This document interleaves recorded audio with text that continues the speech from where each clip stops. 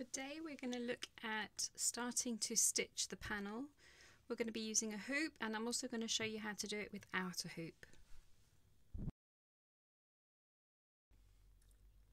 So let's get stitching. We have got 3 strands of embroidery floss, and we have a knot in the end of the long end, and then we also have a shorter end, so it's like so. Right, so start from behind your work and kind of stroke the needle across until you find the position where you want to do your first stitch, like so.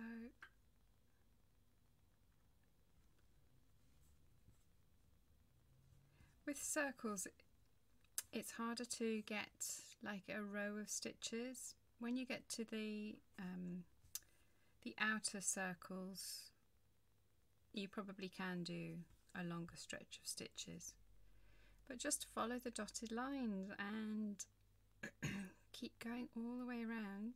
Keep going all the way around.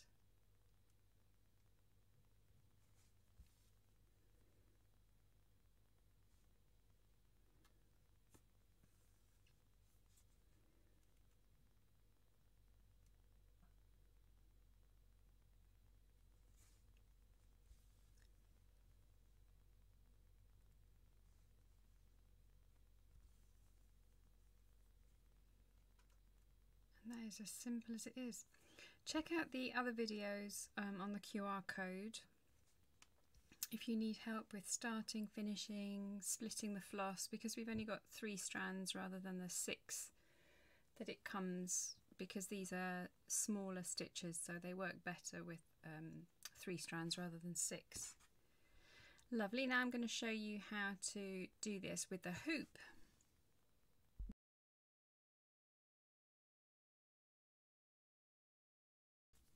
So take your hoop and open it. We want to open it quite a bit because we don't want to put any pressure on the fabric when you're pushing it down.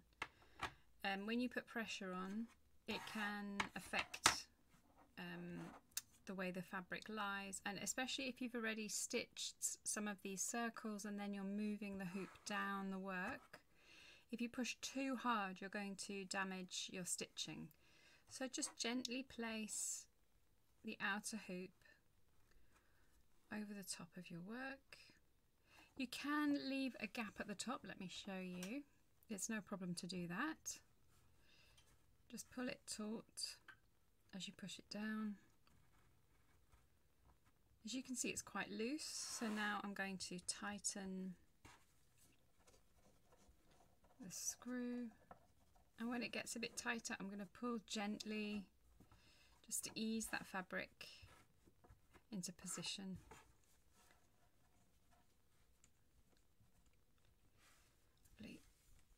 So now I'm going to take needle and thread exactly the same way that we did it without the hoop. Having the hoop helps to keep the fabric flat and taut, so your stitches are lovely and neat. And as you can see, it's easier to get a run of stitches when you have a hoop.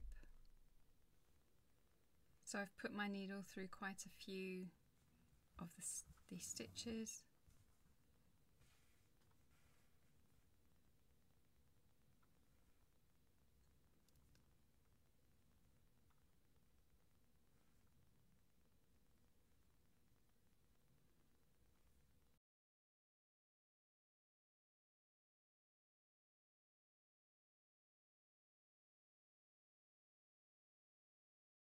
Going to look at how to place the back panels onto the front of your design. So we've got a rectangular cushion and we've also got the square, just to help with the flaps so that you know which one goes first and which one goes second.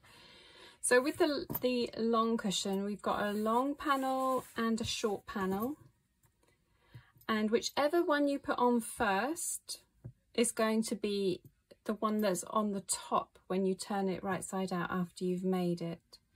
So we want the long panel to be on the front so that it's really easy to slide in the insert.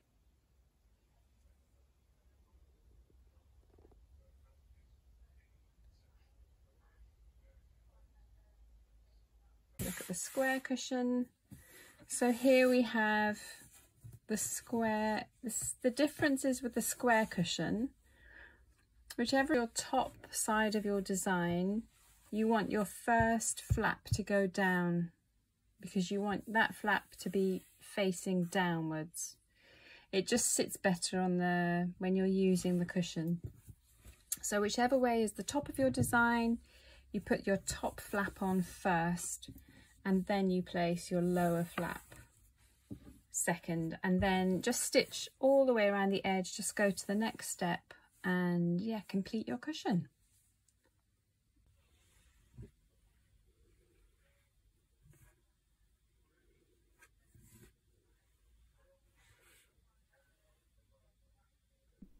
So before we've started, all of our pieces we've edged with a tiny stitch line like so. This is 1/2 centimetre from the edge or less. You can do a zigzag over the edge, you can do a serger, whatever you have. I only use straight stitch, so I'm just doing a straight stitch that holds all the threads in really neatly, so as I work they don't fray away.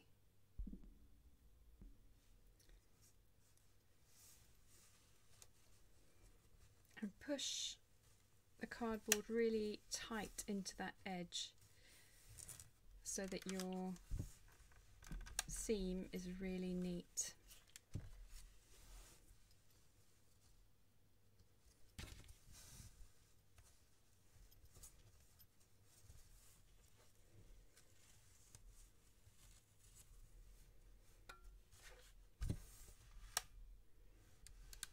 There we go. And just slide that cardboard out. And look how beautiful your edge is and how easy that was. So I'm going to do that to the other one as well, and then we're going to head over to the sewing machine. Super, so we have our 2 back pieces prepared, and we have folded over the edges with a 1 centimetre fold twice over with our cardboard strip. Now I'm pinned on the front, and we're going to stitch along that edge a 1 centimetre seam allowance.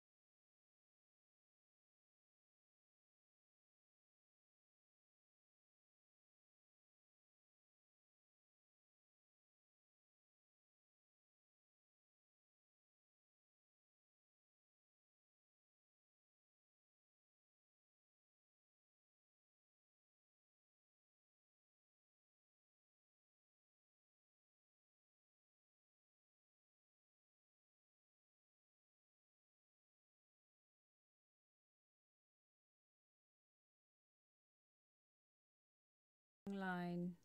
Rather than going at this angle, this way you get a lot less fabric in your corner, but make sure you don't snip that thread, the corner thread itself. If you do, just pop it back under the sewing machine and cut the corner again, or stitch the corner again, not cut the corner again. So that's how you want it to look. So it's your corner.